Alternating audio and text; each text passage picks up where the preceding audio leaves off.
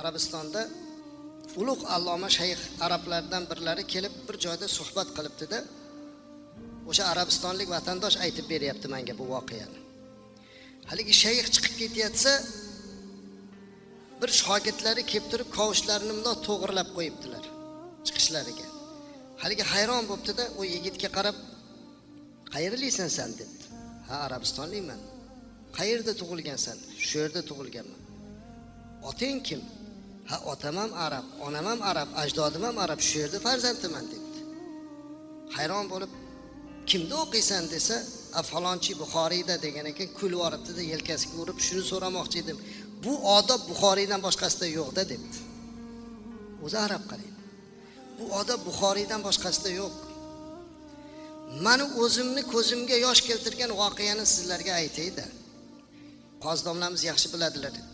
Makkada ham, Madinada ham shayxlar o'tirib bir kursida dars o'tadi. Xalqa qiladi, odamlar bundoq kelib o'tirib oladi. Biri bu yerda hadisdan gapirsa, biri u yerda tafsirdan, biri u yerda Qur'ondan dars o'tadi. Xohlaganlar kelib eshitadi.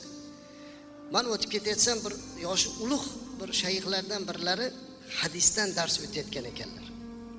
Darslari menga ma'qul keldi deb o'tirib eshitib qoldim. Juda chiroyli Imom Buxoriydan dars o'tdilar, hadis aytdilar.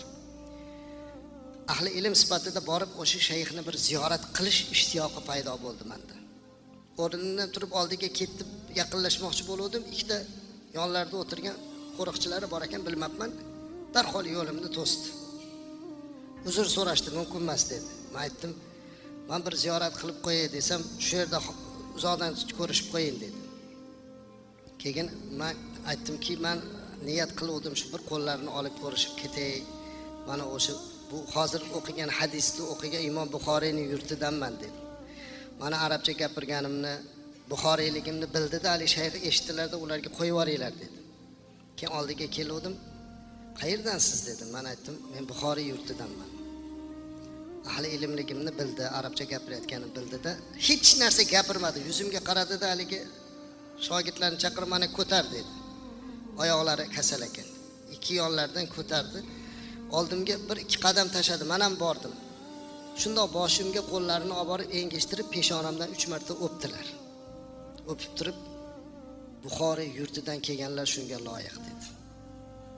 Men yig'lavordim. Hech buni kutmadim.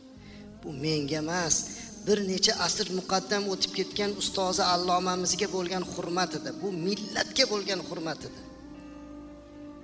Men o'sha joydan chiqib aytayapman o'zimga o'zim, "Ya Rabbiy, Imom Buxoriyning hurmatidan bir alloma peshonamni o'parkan, men Imom Buxoriyga loyiq bo'la olyapmanmi?"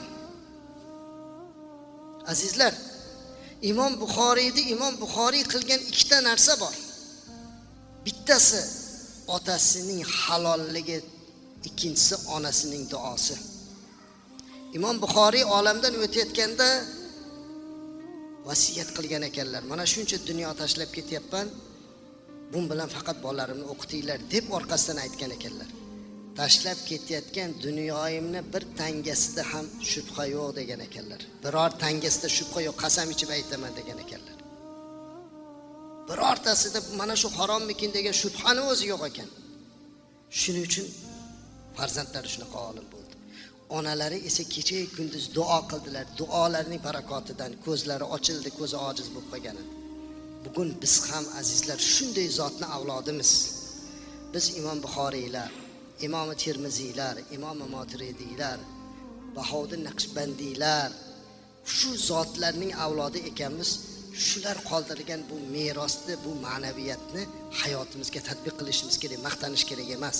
Musulmon o'z Imom Buxoriy avlodi bir-biriga pichoq ursa, Imom Buxoriy avlodiman, Rasululloh sallallohu alayhi vasallamning eng sahih hadislarini to'plab bergan zotning yurtidanman deb ayni bitta shunaqa yurtdoshini haqqiga tajovuz qilsa, bolalarini yetim qoldirsa, bu maqtanish bo'lib qoladi, faqat faxrlanish bo'lib qoladi, amal emas.